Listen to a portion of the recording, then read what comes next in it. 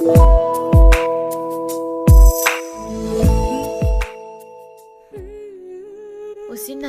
yamna wana lalaimabu hospital dadi purakle. Nong sabana hanana contact tawnakraba oibana ngaiduna leirami. Garidagi kumlamdai duda lalaimagi handcuff dusu masin dusu lokthokli aduga kuminarakli. Lalaimadu pak hek sangsi yaba nati kaisu tawdi makoi mayamna mabu hatawri haina koilaw hek lawi. Adubu mayam ama tawraga namdana hospital manungda pusilakli. Doctor aduna kupni yenglaba matung asumna hairei. Magisi schizophrenia haiba laina duni kaisu kiningai leite. Hidak singse chang naina pizabiyo. Adu doctor anabasi pura oina phabadi ngamlaroi dabra. Punsi supa hidaguli loinaraga hingmuda tarabra isasibo. Lalaimagi mamana hanglakpani doctor duna. Lainase hauzik phawbagidi pura oina cure tawbudi ngamtre. Adubu hidaguli singasi ningthina pizabidak tawraga control tawgadabani. Aduga karigino asuk kui matamsi yengthoktana leiramlibadi. Lalaimagi mama mapado pakum pifam khanglamdi doctor aduna mo. Pare haukrabadi haukre hauzikti pizari bidakse chang naina pizabi. Pani doctor. Asumna thoklakle nong sabasu ngaiduna leirami. Asumna hidak langthakra leiraga nong sabana mana hana book tawkraba rentuda thinbiramlaga mayumda halakle. Mama ibemadu sumangda Lucinda leirambadagi masanupa halakpu ubada changsilaklaga hanglai. Karigino yamna thenglakpadongna tawrisina hospital da ngek changuraba. Kana kaidobu yawge hairisibo. Aina nahan imana haridudi. Ibunga nang mafamduda amuk hanna chatpa yararoi. Aina mafamaduda tharubasi aigi khwaidagi ashoiba ma oire. Ima madu pamde. Kaino imana haibiridubo. Aina tawrise kari kairabagi. Aikoi masena manamagi angama mateng tawnabasibu kayamuk yamna kairabagi. Hausi kairabasu tungda kairakadabadudi ima uine. Ima mafamdugi mi amattaga aina nanga naknana loinaba tinnaba pamde. Mi masa tawbimal khangdaba makhoigi lichatuna isabu awabu ohilakpa yai. Ima migi mateng tawbadubu isagi haiba muk khallaga tawkigadra. Yare nang halakpada ngairi waramlani. Napi narol hongdokluro imasu sanglaklaki. Nung saba wangang lamjik adumak sanglakli magi kada aduga mapi marol han hongdoklaga press oithokli loiraga anan mapizol amo hongdoklaga thoklakli. Mamado masana sana masak siamduna leirami. Ima kari zang soibom iromba maga labu tharo pakna mamaga tawri. Kuirida soibom irombaga sadaba. Asihai tu na jak tu saki mama oibi dusu nukmi tawraga yengsay. Malayado silaibi na bazar da thanamba numit dagi mabukningda silaibi bu amuktang di ikaiba piba haina khalami. Aina sune phanadi haibani dumai tawno na manada hapdi mana. Numitu da satminarubi mama nabi amaduna malayada hairei. Mana mayam mangduda aibu ikaiba pikibado ay sukaw kawri. Aina kari tawba ngamge haibado khangangani. Ado nangbu kamay nahalake numito. Aigibu mi watli haibra. Kwa kaitilgi hero do kauraga thilaledana. Nangna yabi di haido. Yabi drasu. Aina mukta khonaw tharaga kaubadanya. Chela oidaba mi wulaygadra. Har utana chela ibema. Ngamay ko ibema nang sati na ngam. Kaino. Moigum mahas mola singsisu mathilamani kaino. Punsi haisidi makal mathilgi mahawlahaw daw ni. Chumi. Punsiro sana bahiraga loy. Adudi madi koirusi kadi hairaktra. Hairaktra di kaino. Ay sufan haina drasu chatledana. Zudio da janglaga dress ka suyam leirami bema. Kara tawre ne ko. Ay di leibino haibani. Mana leibigi duda adum lehalaba. Naraibag sibu karino nangbo. Silpay bang agta tiyang Bema kaka alaga tiyo. Hungsik dinya. Saki matam sunate do. Loy basu satnadre. Gandhi do marang kai nung wata na chatpa ngambaduni marudi. Adudi nang na haise Gandhi do leiradi atonmi urasu kaida haiba mali. Ay kaktang nati kaino atonmi urise. Mino ina da basunat. Nang na phagi dagi sugar daddy do ina takini ko. Aduna patra maran mathum singdo ay hilo ina oihawrani. Aduga mo atopa mo da panthokani. Nupa do sunya sel pairadi maurasu lawsagi haiba yam laibani. Moina haribu leisabi asengba mada makoktagi wari sanababudi mau amaga wari sanabani hena nungai haina. Hoine, moidi experience lairabanina ado palngakpase mausu koiba male. Mahuda nate bem hanubi mamagumbi pa koiramni. Nupini haradi kang angmum pau hatti haibani. Adudi dengi malaria nadana sidana mo. Asumna wari sanaduna noi. Adumna lairingai yangoi sana hoi satkibuda ubada malayana hairi. Nuksi masakse. Mama nabi dusu karino kana yengi. Yangoi sana hoigi kangbuda oiramani kangladuna. Sak pasabini lairik haibini na muaga yam chatlibani bema. Mana palngakpada yadridudi maram yam lairami. Kari maram hayo tasi. Palngakpadi mapana bot lepanidana aduga mana khangnariduna masa bot lep tawriyi adusu palngakpagi mapaga lamba oidoiba. Kasu karoidabada tandra khangni misingse. Bema leisabi mauna ahalamana yam yamane. Adubura mapa oina lepamba. Hausikna mapado accident thoktana soktana leidana adudagi mana oina leplada woiramani. O khoi ngamba haidugi masa oiramani. Ai khangi khoi ngambadudi khoi babaga yam luna tinabani. Khoi de yam to in laambani. Mapanda master tawriga haibani. Khoi mana aiga khangna wahaidani yam hairambani. Aduda mahaibudi haibabu karaida noma hainadaba.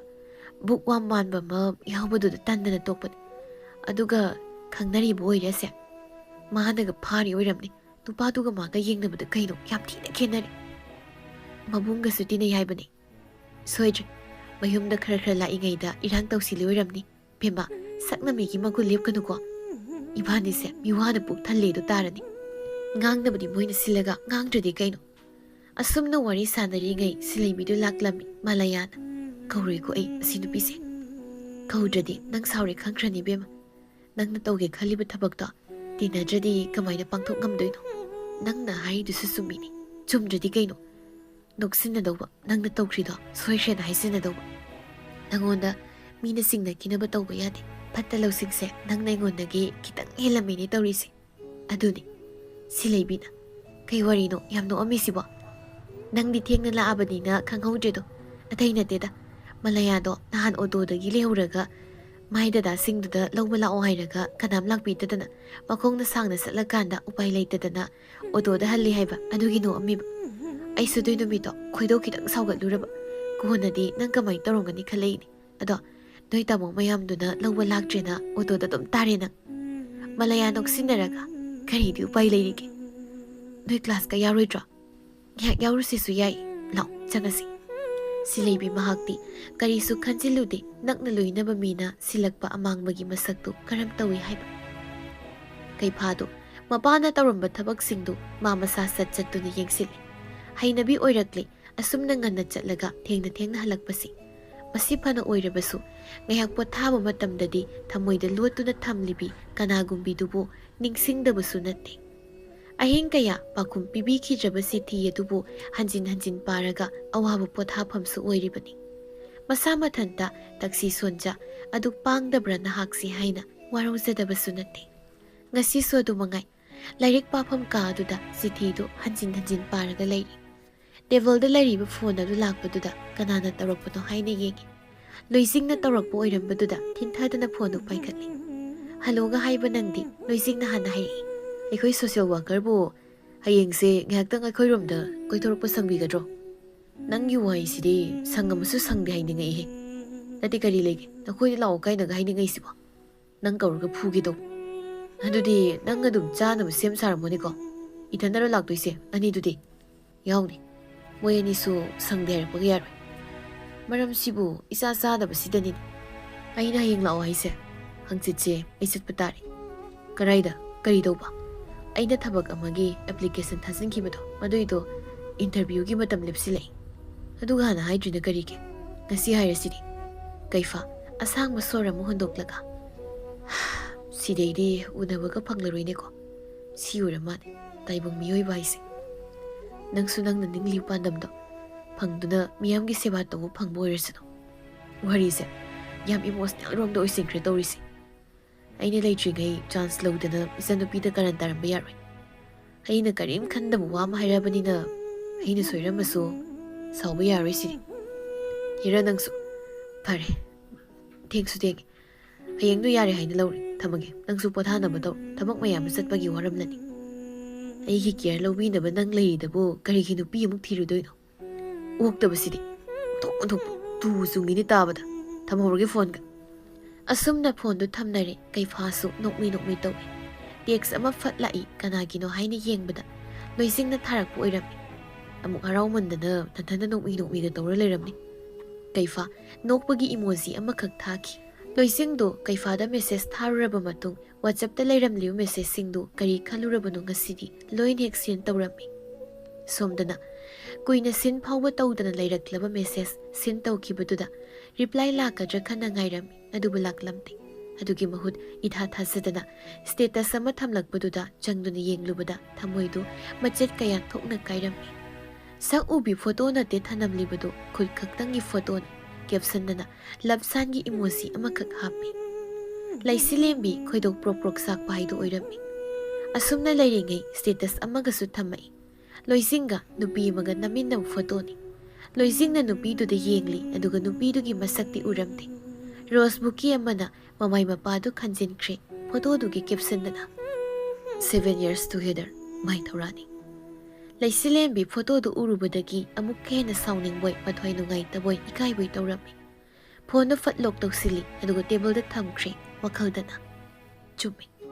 Makhoi mung manungna aibu mamoi ba pamloi. Adubu yagoi sanagi ningzabasidi aina tungalamagi. Somda loisingsu status tu kana yengi haina yengbada Laisilembi ni yengambaduda. Singangse status ka yengamini. Aibu message thazan sirane. Kaya iduno.